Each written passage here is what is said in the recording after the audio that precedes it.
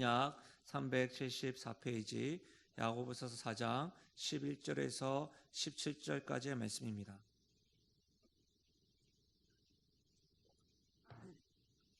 한 절씩 교독하시고 마지막 절은 함께 읽도록 하겠습니다. 11절입니다. 형제들아 서로 비방하지 말라. 형제를 비방하는 자나 형제를 판단하는 자는 곧 율법을 비방하고 율법을 판단하는 것이라. 내가 만일 율법을 판단하면 율법의 준행자가 아니요 재판관이로다. 입법자와 재판관은 오직 한 분이시니 능히 구원하기도 하시며 멸하기도 하시느니라. 너는 누구이기에 이웃을 판단하느냐? 들으라. 너희 중에 말하기를 오늘이나 내일이나 우리가 어떤 도시에 가서 거기서 1년을 머물며 장사하여 이익을 보리라 하는 자들아. 내일 일을 너희가 알지 못하는도다. 너희 생명이 무엇이냐? 너희는 잠깐 보이다가 없어지는 안개니라. 너희가 도리어 말하기를 주의 뜻이면 우리가 살기도 하고 이것이나 저것을 하리라 할 것이거늘. 이제도 너희가 허탄한 자랑을 하니 그러한 자랑은 다 악한 것이라. 함께요. 그러므로 사람이 선을 행할 줄 알고도 행하지 아니하면 죄니라. 아멘. 지금 본문의 말씀을 가지고 허탄한 생각을 삭제하라. 허탄한 생각을 삭제하라 라는 제목으로 말씀을 나누겠습니다. 여러분 신앙생활 하시면서 가장 좀 자주 빈번하게 갈등을 겪는 내용이 있다고 한다면 어떤 것입니까? 여러분이 예수님을 닮아가는 일에 늘 발목을 잡는 어떤 이슈나 사건이 있다고 한다면, 여러분 생각하실 때에 예수님을 닮아가는 온전케 되어지는 과정 가운데 내가 이 부분이 참 많이 약한 것 같아. 심지어는 그런 일들이 반복되다 보면서 신앙생활하면서 스스로 죄책감을 가지게 됐던 경험은 없으십니까? 우리는 야고보서를 배우고 있습니다. 야고보서에서는 성숙한 그리스도인의 모습, 예수를 믿는 사람들에게 다른 그 어떤 것보다 믿음과 행함의 일치를 강조했습니다. 믿음과 행함은 불일치한 것이 아니라 일치된 것이 온전하다라고 말씀을 드렸습니다. 특별히 야고보서는요, 이 말에 의해서 언어 생활을 굉장히 강조하였습니다. 우리가 지금 4장 마지막 절을 배우고 있는데 3장에서 막강한 영향력이라는 주제를 가지고 말씀을 배우고 살펴보았었는데, 그때 기억나십니까? 언어를 다스리는 말하는 습관을 갖추어야 된다. 또한 말할 때에 나 중심이 아니라 너 중심의 언어인 예수님의 언어 생활을 배워야 된다라고 우리가 살펴보았습니다. 그렇죠? 근데 오늘 역시도 또 말에 대해서 언어 생활에 대해서 강조하는데, 이전에는 좀 더 구체적인 솔루션이었다고 한다면 오늘은 이전보다는 좀 더 본질적인 부분을 지적하고 있습니다. 여러분, 하나님께서는 야고보 사도를 통해서 이 언어 생활, 말 생활이 믿음과 행함 일치함에 있어서 굉장히 중요한 부분이고 요소임을 언급하고 있습니다. 성경 창세기에서부터 요한계시록에 이르기까지 이 언어 생활, 특히 비방과 비난에 대해서 이와 같이 언급한 곳을 찾아보기 힘듭니다. 그만큼 신앙생활이라는 것, 주님을 닮아감에 있어서 믿음과 행함 일치 운동에 있어서 이 언어 생활이 굉장히 중요하다는 것을 오늘 우리들에게도 보여주고 하나님도 야고보 사도를 통해서 강조하고 있는 것이죠. 이것을 꼭 아셔야 됩니다. 그러나 여러분, 대부분 사람들이 이 언어 생활에 대해서 그렇게 심각하게 생각하지 않습니다.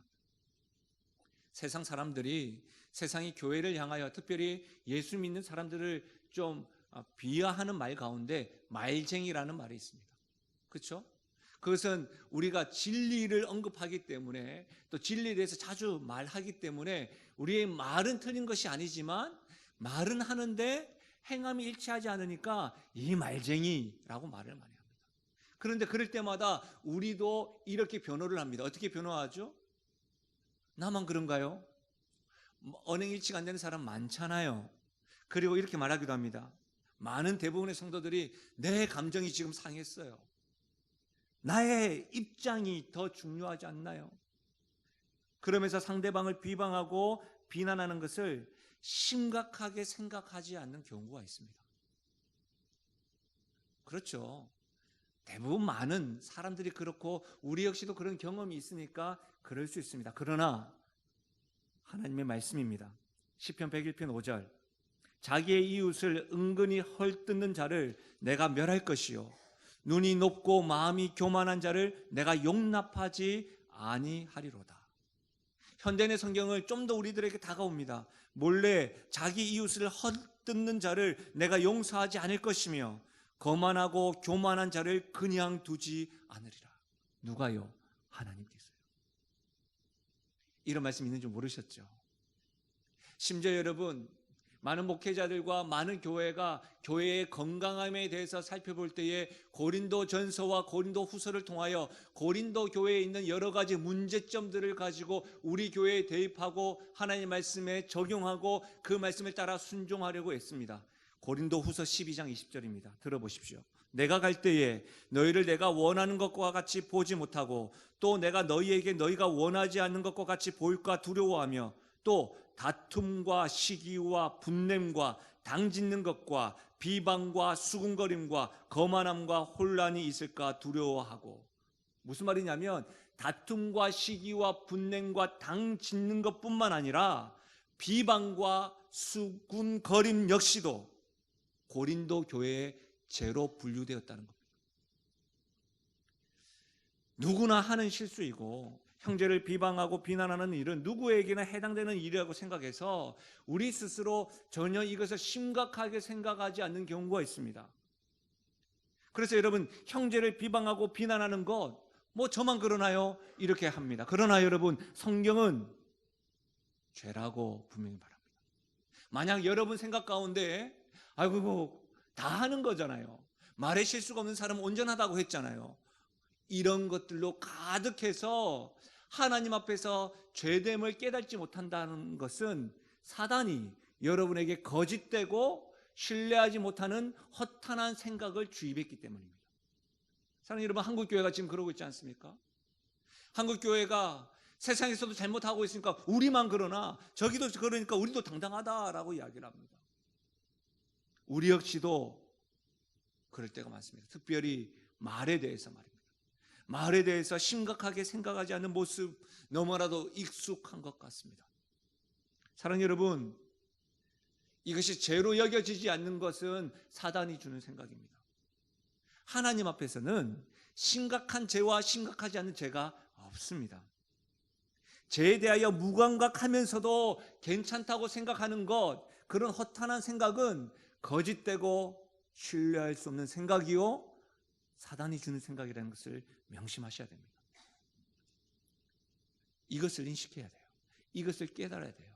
저는 이와 같은 관점으로 우리가 가질 수 있는 사단이 우리에게 주입하려고 하는 허탄한 생각을 삭제해야 된다고, 그와 같은 관점을 말씀을 살펴보겠습니다. 두 가지 살펴볼 건데, 삭제해야 될 허탄한 생각, 첫 번째는 하나님의 자리를 대신하려는 생각입니다. 하나님의 자리를 대신하려는 생각. 여러분 11절과 12절 말씀을 우리 다 같이 함께 다시 한번 읽어보겠습니다. 함께 읽습니다. 형제들아 서로 비방하지 말라. 형제를 비방하는 자나 현대를 판단하는 자는 곧 율법을 비방하고 율법을 판단하는 것이라. 내가 만일 율법을 판단하면 율법의 준행자가 아니요 재판관이로다. 입법자와 재판관은 오직 한 분이시니 능히 구원하기도 하시며 멸하기도 하시느니라. 너는 누구이기에 이웃을 판단하느냐? 하나님께서는 지금 야고보 사도를 통해서 이렇게 말합니다. 너는 누구이기에 이웃을 판단하느냐? 그러면서 형제를 비방하거나 판단하지 말라고 말합니다. 근데 여러분 놀랍게도 11절에는요 어떤 단어가 반복되냐면 형제라는 말이 3번이나 반복됩니다. 형제들을 비방하고 형제들을 비방하는 자나 형제를 판단하는 자를 말. 무슨 말이에요? 예배를 드리고 있는 우리들, 그리스도 안에서 우리가 어떠한 관계인지를 강조하고 있는 거예요. 우리가 형제라는 거예요. 우리가 한 가족이라는 거예요. 우리가 영신 가족이고 영적 가족이라는 거예요. 우리가 그리스도 안에서 한 가족이기 때문에 그것입니까? 성찬을 같이 떡을 떼는 겁니다. 여러분 주변에서 들려오는 소식들 중에 가장 안타까운 중에 하나가 사랑하고 아껴주어야 되는 가족이 서로 헐뜯고 싸우는 모습입니다. 심지어 페륜과 같은 사건들을 우리가 목도하지 않습니까? 그런 것들을 목도하고 경험할 때마다 우리에게 드는 감정이 뭐예요? 서글프죠. 무섭기도 하고 슬프기도 해요. 근데 어떤 때는요, 그런 페륜과 같은 사건 말고 그냥 가족끼리 화목하지 못하고 서로 헐뜯는 모습을 보면 어떤 때는 기가 차서 우습기도 합니다. 사랑해야 될 텐데 왜 저러냐, 이런 것이죠. 심지어 여러분, 말씀을 다시 한 번 더 보십시오. 형제들아, 서로 비방하지 말라. 무슨 말이에요?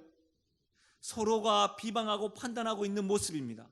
우리는 대체로 나를 비방하고 판단하는 것에 너무너무 굉장히 민감하고 기분 나빠하고 참지 못합니다. 나는 가해자가 아니라고 생각을 합니다. 그러나 성경은 서로 비방하고 판단하지 말라라고 말하는 거예요. 서로 비방하고 있는 거예요, 지금. 사랑하는 여러분, 교회는요, 성도는요, 그리스도의 몸이요 지체입니다. 교회에서요, 형제들끼리 서로가 비방하고 판단하는 모습은 사단은 안타까워하지 않습니다. 사단은 그 모습을 보고 기뻐하고 덩실덩실 춤춥니다. 어떤 모습을요? 그리스도의 몸된 지체가, 신앙 공동체가 서로 비방하고 판단하는 모습을요. 사랑하는 여러분, 우리 교회가, 우리 신앙 공동체가 사람을 기쁘게 하는 일이 있지 않기를 주의 이름으로 부탁드립니다. 여기서 우리가 살펴볼 것은, 그렇다고 한다면 아무 말도 못해야 됩니까? 아니죠. 비판할 수 있습니다. 그러면 비판과 비방의 차이가 어떤 것인지를 좀 살펴볼 필요가 있습니다. 비판이라는 말은 어떤 사실과 사상, 행동에 관해서 진위와 장점과 단점과 선악 등을 판정하여 평가를 내리는 것입니다. 대신 말하면 이 대상을 전면적으로 분석하면서 객관적인 사실에 따라서 비판을 해야 유효합니다. 다시 말하면 우리 주관적인 생각, 내 감정과 내 생각으로 판단하고는 것은 비판이 될 수 없다는 것이죠. 그러니까 여러분, 신앙 공동체에서 우리가 잘못한 것이 있다고 한다면 객관적인 사실을 가지고 언급을 하고 여러분 말하는 것은 가능한 것이죠. 괜찮은 것이죠. 그러나 여러분, 비방은요, 단지 남을 비웃고 헐뜯는 것을 말합니다. 비웃는다는 말은 뭐예요? 얕잡아 본다는 거예요. 얕잡아 보지 않으면 비웃을 수가 없어요. 남을 내 아래 두고 말하는 거예요. 앞에서는 이렇게 인사를 해도 내 안에 두고 이야기하는 거예요. 어떤 거예요? 세리장이었던 삭개오, 세리장이니까 세금을 내어야 되니까 그 앞에서는 백성들이 굽신굽신하지만 뒤에서는 죄인이라고 취급하는 것처럼 헐뜯는 것, 그것이 비웃는 거예요.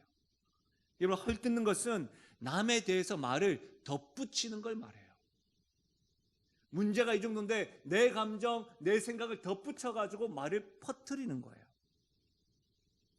만약 여러분, 모든 대상에게 객관적인 사실이 없고 주관적인 판단과 생각이 가득하여서 내가 상처 입었다고 생각되어지고 내 안에 분노가 일어날 때는 말을 아끼는 것이 지혜입니다. 카더라 통신, 어떤 사람들이 뭐뭐 하더라라고 여러분 듣는 것뿐만 아니라 내 안에서도 뭐뭐 그런 것 같다 하더라, 이런 통신들은 여러분, 그런 통신들에 대해서는 수신료를 줘서는 안 됩니다. 여러분의 감정의 수신료를 주어서도 안 되고 열정의 수신료를 줘서 그것들 키워서는 안 됩니다. 단절해버려야 됩니다. 심지어는요, 무조건 내뱉고 보는 사람들이 있습니다. 감정이 상한다고 비방해버립니다. 죄송하지만 굉장히 무식하고 어리석은 행동입니다. 심지어는요, 어떤 사람들이 잘못한 것이 밝혀졌을 때 그것을 사랑의 마음으로 가르쳐 주지는 않고 단지 지적만 하는 경우, 그것 역시도 비방에 속합니다. 민수기 12장 1절을 한번 보십시오. 모세가 구스 여자를 취하였더니 그 구스 여자를 취하였으므로 미리암과 아론이 모세를 비방하니라. 그들이 이르되 여호와께서 모세와만 말씀하셨느냐 우리와도 말씀하지 아니하셨느냐 하매 여호와께서 이 말을 들으셨도다. 여러분, 미리암과 아론은 모세에게 누나와 형입니다. 그러니까 동생이 어떤 의미에서는 여러분 이방 여인과 구스 여인, 뭐 흑인 여성이라고 뭐 이해도 하시는 분들이 있는데 그런 여인과 결혼을 하려고 하니까 가족이 말할 수 있는 거 아닙니까? 그런데 여러분 결론적으로 미리암은 하나님의 심판을 받았습니다. 왜 그럴까요? 2절 말씀, 그들이 이르되 여호와께서 모세와만 말씀하셨느냐? 우리와도 말씀하지 않으셨느냐? 무슨 말이에요 여러분? 충분히 충원할 수 있는 위치였음에도 불구하고 미리암과 아론은 모세를 위하여서 충원한 것이 아니라 여호와께서 모세와만 말씀했어? 나하고도 말했어. 우리와도 말씀했다니까. 너만 교회를 위해서, 너만 가정을 위해서 열심히 애썼어? 나도 했다니까. 지금 자신들의 위치에 대해서, 자신들의 욕심에 대해서 정력을 드러내고 있는 거예요. 그것을 하나님이 보셨다는 거예요. 하나님은 그 중심을 아셨기 때문에 심판하신 거예요. 사랑하는 여러분, 우리 하나님이 어떤 분이세요? 우리의 중심을 살피시는 분이에요. 우리의 동기와 생각을 아시는 분임을 믿으시길 바랍니다. 우리 하나님 이런 분이세요. 그래서 여러분, 이 하나님 앞에 두려워해야 합니다. 경외해야 합니다. 형제를 비방하고 판단하는 것이 단지 나의 생각과 주장을 펼치는 것이 아니라 심각한 실수가 될 수 있다는 것을 아셔야 합니다. 심지어 야고보 사도 역시도 이것을 지적합니다. 11절에 보시면 형제를 판단하고 비방하는 자는 율법을 비방하고 판단하는 실수를 하고 있다고 말씀하고 있습니다. 왜 형제를 비방하고 판단하는 것이 율법을 비방하고 판단하는 실수일까요? 레위기 19장 18절입니다. 원수를 갚지 말며 동포를 원망하지 말며 내 이웃을 사랑하기를 내 자신과 같이 하라. 나는 여호와이니라. 어떤 분들은 이런 말씀을 들으실 때마다 구약 말씀이잖아요. 예수님께서 말씀하십니다. 마가복음 12장 31절에 둘째는 이것이니 내 이웃을 내 자신과 같이 사랑하라 하신 것이라. 이보다 더 큰 계명이 없느니라. 형제를 판단하고 비방하는 사람은 하나님께서 내 이웃을 내 몸과 같이 사랑하라는 그 율법을 비방한 것이요, 위반한 거예요.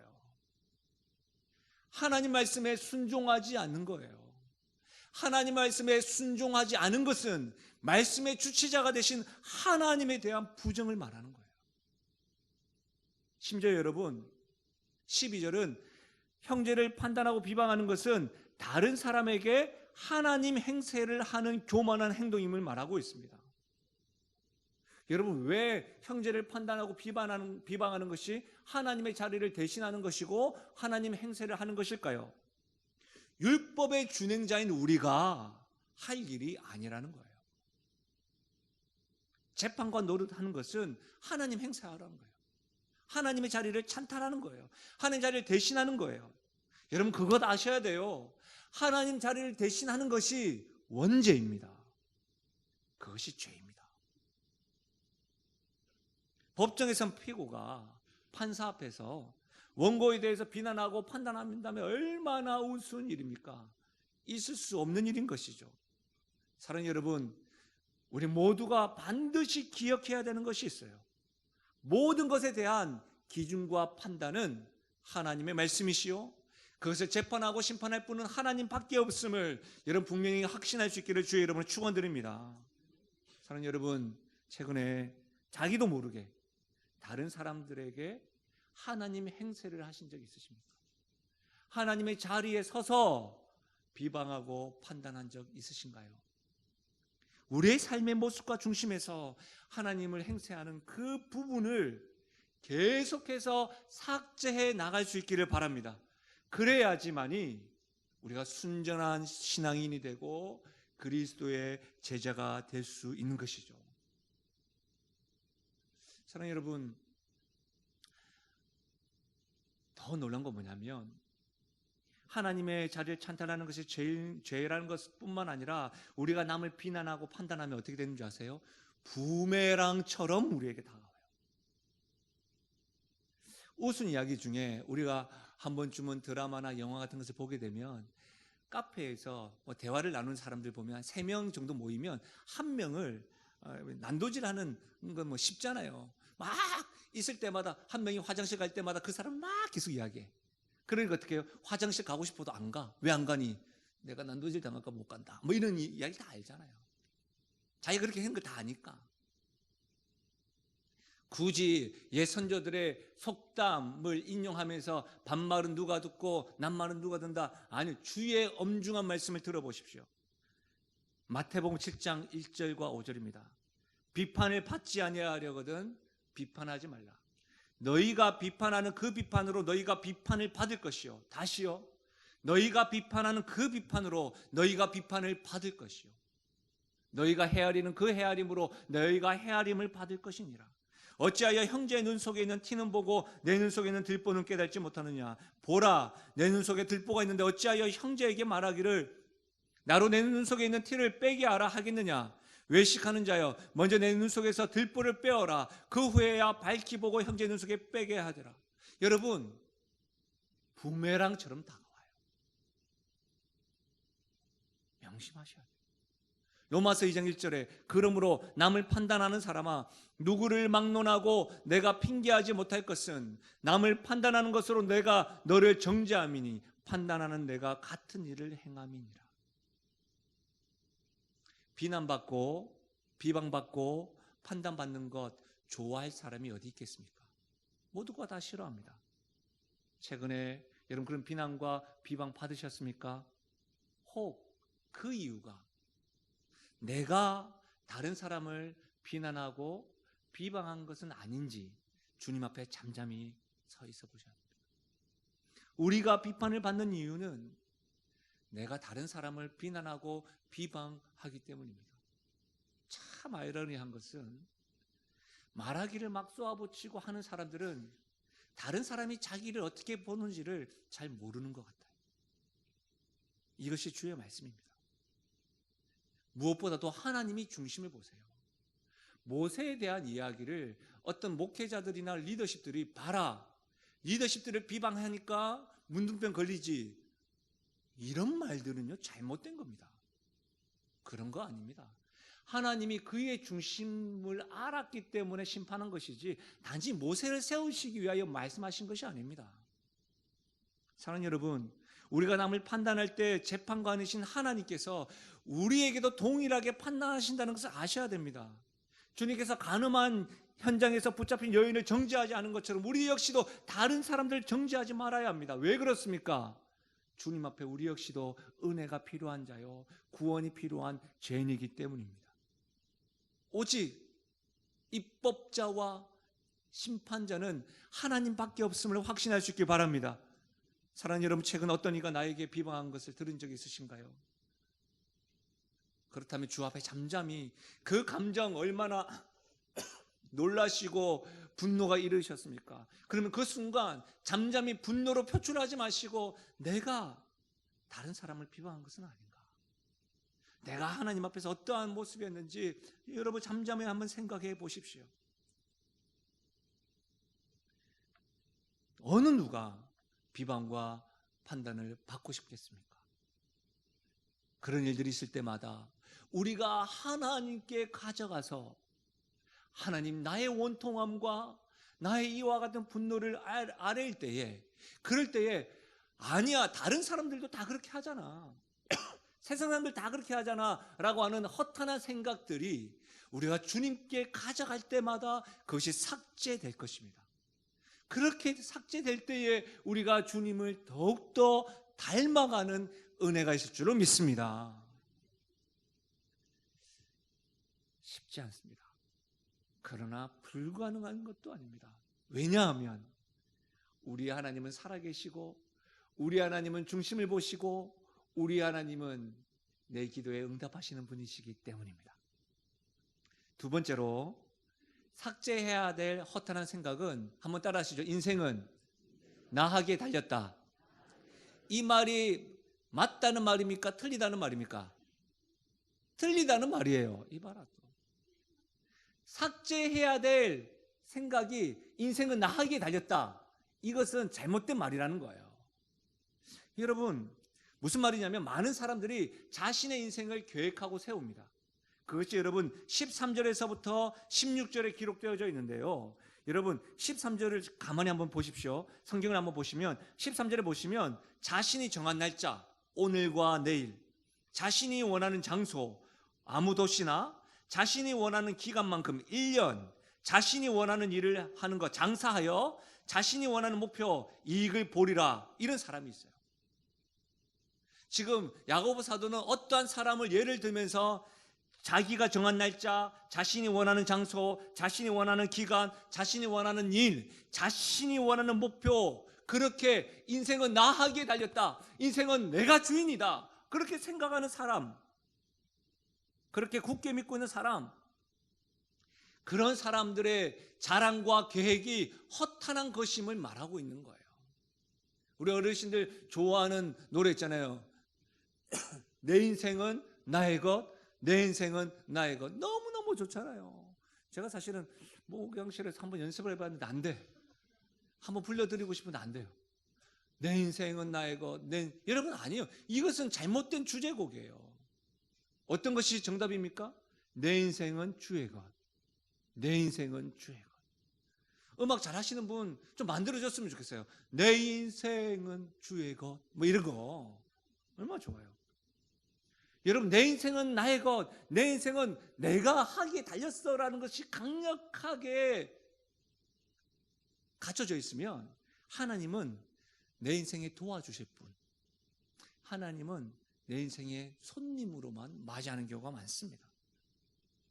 여러분, 내 인생은 나의 것이고 내 인생은 내가 하기에 달렸다라고, 내 인생의 주인은 나라고 확신하는 사람은 잠깐 보이다가 없어지는 안개인 줄 모르는 사람입니다. 여러분이 붙잡고 있는 명예, 여러분이 붙잡고 있는 여러분 재산, 건강, 자녀, 위치, 권력, 영원하다고 한다면 그렇게 붙잡으십시오. 그러나 성경은 그것이 안개와 같다라고 말합니다. 그래서 겸손해야 됩니다. 사단은 계속해서 우리에게 주입합니다. 당신의 젊음, 당신의 열정, 당신의 위치, 당신의 재산, 당신의 열정, 당신의 가족은 영원할 것이라고. 그렇지 않습니다. 그것을 위하여 내가 하기에 이것을 누릴 수 있다? 하루아침에 계획이 있다 했을 때 어떤 부자에게 오늘 밤에 내 인생을 가져간다고 한다면 어떻게 할래? 이걸 모르는 거예요. 잠언 27장 1절 말씀에 너는 내일 일을 자랑하지 말라. 하루 동안에 무슨 일이 일어날는지 내가 알 수 없습니다. 어떻게 자랑해요? 어떻게 자랑해요? 잠언 16장 1절에 마음의 경영은 사람에게 있어도 말의 응답은 여호와께로부터 나오느니라. 사랑하는 여러분, 자신이 잘 알지도 못하는 것을 확신하고 자랑하는 자는 그 자랑은 약한 것이고 악한 것이라는 것을 아셔야 돼요. 허탄한 것이라는 것을 아셔야 돼요. 인생의 계획에 있어서도 마찬가지입니다. 마치 자신이 내 인생의 주인인 마냥 하나님의 자리를 찬탈하고 대신하는 것 행세하지 않습니까? 그리고 내가 계획한 대로 모든 일이 잘 되던가요? 잘 풀리던가요? 그렇지 않습니다. 저도 제 인생에 있어서 가장 내가 열심히 하면 내 인생이 어떻게 될 거야 라고 생각했던 때가 있습니다. 그때가 대학생 때. 근데 여러분, 그때 제가 말도 못할 만큼 큰 교통사고가 있었습니다. 제가 계획했던 모든 것들이 다 날아가 버린 거예요. 그때 제가요, 설교 준비하고 있는 가운데 그 어려웠을 때에 읽었던 책이 제 옆에 딱 꽂혀져 있어서 봤어요. 그 책 제목은 하나님의 은혜예요. 그리고 첫 페이지 딱 넘기니까 제가 그 당시에 적어놨던 작은 메시지가 있더라고요. 잊지 말라고. 여러분, 하나님에 대해서 알고 있었습니다. 제가 그때 전도사였거든요. 인생의 중심에 하나님을 두지 못하고 힘들고 어려울 때만 하나님을 찾다가 평탄하고 내 계획이 흠 없이 바로 잡혀 있었다고 생각하다 보니까 하나님께 의탁하고 신뢰하는 것이 아니라 나 스스로 핸들링을 하더라고요. 여러분, 인생은 내가 하기에 달린 것이 아니라 하나님의 인자하심과 인내하심과 하나님께서 인도해 주셔야지만이 여러분 안전할 수 있는 거예요. 어떤 신학자는 내 인생은 나에게 달렸다, 내 인생의 주인은 나다라고 말하는 사람들을, 교회 안에서도 그렇게 말하는 사람들을 거짓 신자, 유사한 그리스도인이라고 말하더라고요. 저 역시도 거짓되고 유사한 그리스도의 모습을 닮아갈 때가 있습니다. 그런 모습이 나올 때가 있습니다. 그러나 사랑하는 여러분, 분명하게 기억하십시다. 우리가 삭제해야 될 허탄한 생각은 내 인생은 내 하기에 달렸다가 아니라 내 인생은 주의 것이고 하나님께 달려 있습니다 라고 하는 이 고백을 놓치지 않기를 주의 이름 부탁드립니다. 그래서 15절 말씀해 보면 13절에는 내 인생이 나의 것이라고 말하는 사람이지만 15절에는 자신의 인생이 자신의 것이 아니라 인생의 주관자가 하나님의 것이기 때문에 하나님이 말씀하신 대로 하리라, 그렇게 고백하고 있는 거예요. 인생의 주관자를 하나님이라고 믿는 사람은 생존 자체가 주님의 은혜라고 알고 살아가는 거예요. 여러분 그거 아십니까? 우리 예수님은 다시 오십니다. 믿으십니까? 재림 예수님은 다시 오십니다. 그 재림 예수님 다시 오심을 믿고 살아가는 가장 좋은 방법은 오늘이 마지막인 것처럼 살아가는 거예요. 오늘이 마지막인 것처럼. 오늘이 마지막인 것처럼 여러분 예배 드리시는 거예요. 오늘이 마지막인 것처럼 하나님을 사랑하는 거예요. 오늘이 마지막인 것처럼 이웃들을 사랑하는 거예요. 가족들을 사랑하는 거예요. 오늘이 마지막인 것처럼 열심히 살아가는 거예요. 왜?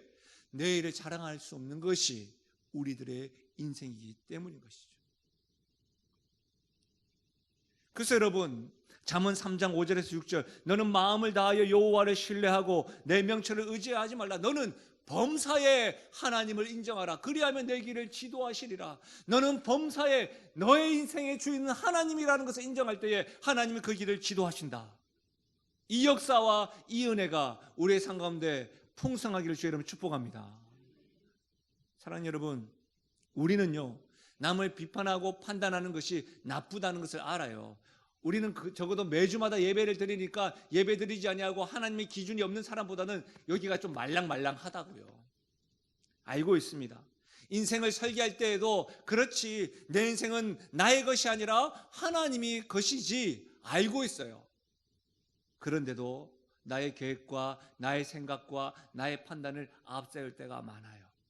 하나님께 물어봐야 한다는 것을 사실 너무나도 똑똑히 알아요. 그런데도 알면서도 우리는 여전히 내 감정, 내 생각, 내 계획을 앞세워서 비방하고 판단하기를 쉬지 않고 나의 계획을 하나님께 묻지 아니하고 어려울 때만 하나님께 묻고 늘 나의 하는 열심으로만 앞세울 때가 많습니다. 그런 크리스찬들에게 하나님께서는 야고보 사도를 통해서 경고하십니다. 17절입니다. 한번 들어보십시오. 그러므로 사람이 선을 행할 줄 알고도 행하지 아니하면 죄니라. 아는 것을 넘어 삶으로 드러내어야 합니다. 아는 것으로만 끝나서는 안 됩니다. 그래서 우리는 여러분, 우리의 연약함을 발견할 때마다 우리의 연약함을 동정하시는 분이 계시기에 때를 따라 돕는 은혜를 얻기 위하여 은혜의 보좌 앞에 나아가는 용기 있는 발걸음이 우리 모든 성도의 있기를 주의 이름으로 축원드립니다. 말씀을 마무리하겠습니다. 미치 앨범이 쓴 모리와 함께하는 화요일이라는 책이 있습니다. 이 책은 루게릭 병으로 인하여 서서히 죽어가는 스승과 제자가 나눈 대화가 기록되어져 있는 책입니다. 이 대화를 들어보면 인생 레슨하는 내용들이 굉장히 많습니다. 그래서 제자가 루게릭 병으로 죽어가는 스승에게 묻습니다. 인생에 있어서 가장 소중한 것이 무엇입니까? 그렇게 대화하는 내용인데요, 한번 들어보십시오. 내가 상반됨의 긴장에 대해 말한 적이 있던가? 교수님이 묻는다. 상반됨의 긴장이요? 인생은 밀고 당김의 연속이네. 자넨 이것이 되고 싶지만 다른 것을 해야만 하지. 이런 것이 자네 마음을 상하게 하지만 상처받지 말아야 한다는 것을 자넨 너무나 잘 알아. 또 어떤 것들은 당연하게 받아들이네. 그걸 당연시하면 안 된다는 사실을 알면서도 말이야. 상반됨의 긴장은 팽팽하게 당긴 고무줄과 비슷해. 그리고 우리 대부분은 그 중간에서 살지. 무슨 레슬링 경기 같네요. 레슬링 경기라. 그래, 인생을 그런 식으로 묘사해도 좋겠지. 교수님은 웃음을 터뜨린다. 어느 쪽이 이기나요? 난 어린 학생처럼 묻는다. 그는 내게 미소 짓는다. 그 주름진 눈과 약간의 구분일을 하고서 사랑이 이기지. 언제나 사랑이 이긴다네. 사랑 여러분, 사랑은 아끼지 않습니다. 사랑은 오래 참고 온유하고 자랑하지 아니하며 교만하지 않습니다. 사랑은 무례히 행하지 아니하고 자기 유익을 구하지 않습니다. 사랑은 성내지 아니하며 약한 것을 생각하지 아니하며 불의를 기뻐하지도 않습니다. 사랑은 언제나 진리와 함께 기뻐하고 모든 것을 참으며 모든 것을 믿으며 모든 것을 버리며 바라며 모든 것을 견딥니다. 이와 같은 사랑은 언제나 이깁니다. 비난받고 판단될 때, 내가 억울하고 내 감정이 상할 때 우리는 이 사랑으로 그들을 가르치고 이 사랑으로 그를 위하여 축복하며 나아가야 합니다. 때로는 이 사랑이 없음을 깨닫습니다. 아니요, 사랑이 없습니다. 비난받고 판단받는 것 쉽지 않죠. 그래서 사랑의 모체 되시는, 사랑의 본체 되시는 예수 그리스도가 우리 안에 계심을 확신하고 우리를 향한 그 사랑 되시는 주님에게 달려가야 합니다. 그래야 허탄한 생각들이 삭제됩니다. 여러분 그거 아십니까? 내 인생은 내가 하기에 달렸다. 어쩌면 이것은 두려워서 땀 흘리고 수고하고 더 열심히 살아가는 우리네 모습인 줄 모르겠습니다. 그러나 나보다 나를 더 사랑하시는 주님, 그 주님이 계심을 여러분 확신할 수 있기 바랍니다. 사랑은 언제나 이길 뿐만 아니라 사랑은 언제나 우리와 함께합니다. 그분이 예수 그리스도이십니다. 그분과 함께할 때 우리 안에 주입시키는 허탄한 거짓되고 신뢰하지 못하는 생각들, 사단의 생각들이 삭제될 뿐만 아니라 하나님을 기쁘시게 하고 사람을 행복하게 하는 그런 하나님의 생각들이 주입되어지고 바뀌어져서 우리 모두가 다 예수 그리스도를 닮아가는 은혜가 우리 신앙 공동체가 될 줄로 믿습니다. 우리 시간에요, 말씀을 생각하면서 이 찬양으로 올려드렸으면 좋겠습니다. 찬송가 407장인데요. 구주와 함께 나 죽었으니 구주와 함께 나 살았도다. 영광의 그날에 이르도록 언제나 주만 바라봅니다. 우리 이 찬양으로 기도하는 마음으로 주 앞에 나가겠습니다. 구주와 함께 나 죽었으니 구주와 함께 나 살았도다. 영광의 그날에 이르도록 언제나 주만 바라봅니다. 언제나 주는 날 사랑하사 언제나 새 생명 주시나니 영광의 그날에 이르도록 언제나 주만 바라봅니다. 마음속에 시험을 받을 때 무거운 근심이 있을 때에 무거운 근심이 있을 여러분 그거 아십니까? 그때도 우리 주님께서 함께 하십니다.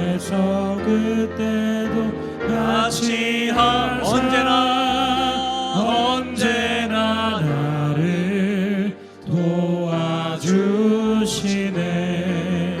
언제나 주는 날 사랑하사 언제나 새 생명 주시나니 영광의 그날에 이르도록 언제나 주만 바라봅니다. 우리 마지막으로 1절 다시 한번 더 찬양할까요? 구주와 함께 나 죽었으니 구주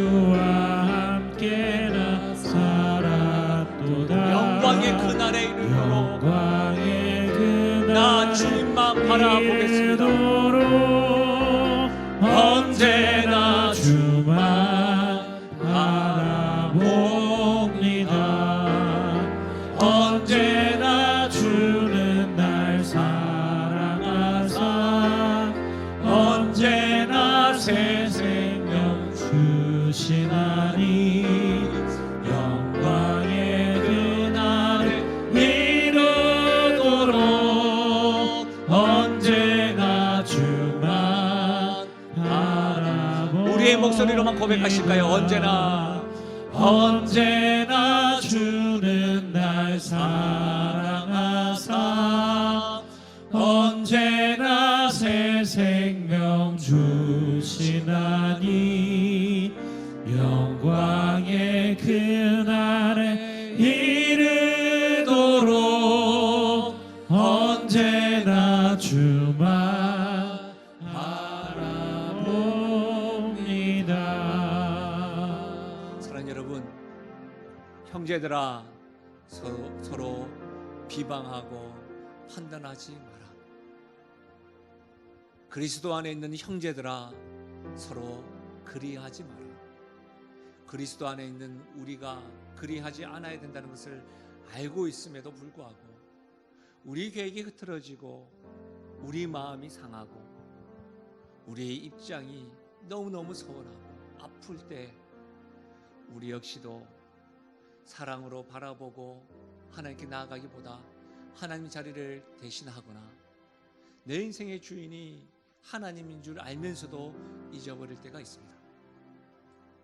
그럴 때마다 이 고백처럼 마음속에 시험을 받을 때와 무거운 근심이 있을 때에 주께서 그때도 같이 하사 언제나 나를 도와주시네. 나는 구주와 함께 죽었으니 구주와 함께 살았도다. 영광의 그날에 이르도록 언제나 주만 바라보겠습니다. 언제나 주님은 나를 사랑하십니다.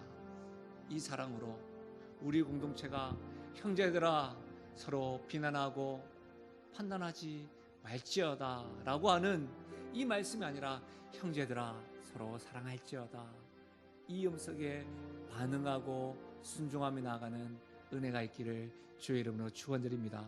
우리 이 시간 우리의 고백으로 우리의 입술로 주 앞에 기도하며 나가십시다. 하나님 아버지, 내 마음 가운데 주의 사랑으로 채워주십시오. 내가 하나님의 자리를 찬탈하지 않게 하여 주시고 하나님 내 인생의 주인됨을 내가 늘 기억하고 주의 사랑으로 채우는 인생 되게 해달라고 말씀 생각하시면서 기도하며 나가겠습니다. 아버지 하나님, 참으로 감사함을 드립니다.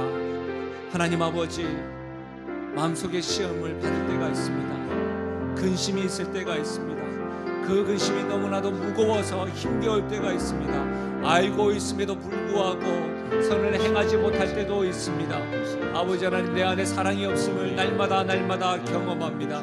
사랑이 메말랐음을 아버지 하나님 날마다 목도합니다. 사랑에 대해서 가르치고 말할 줄만 알았지 사랑하지 못하였음을 날마다 주 앞에 고백합니다.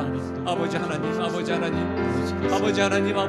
내가 주의 자리를 찬탈하지 아니하도록 도와주시고 주님의 자리를 대신하지 아니하도록 하나님 도와주시고, 내 인생이 나의 것이 아니라 내가 하기에 달린 것이 아니라 주님께 달려있음을 하나님 아버지 확신하고 나아가는 인생 될 수 있도록 하나님 도와주시길 간절히 소원드립니다. 구주와 함께 나 죽었으니 구주와 함께 나 살았다는 것을 기억하고 언제나 나를 사랑하시는 그 주님을 기억하며 나아가는 인생 될 수 있도록 하나님이여 도와주옵소서.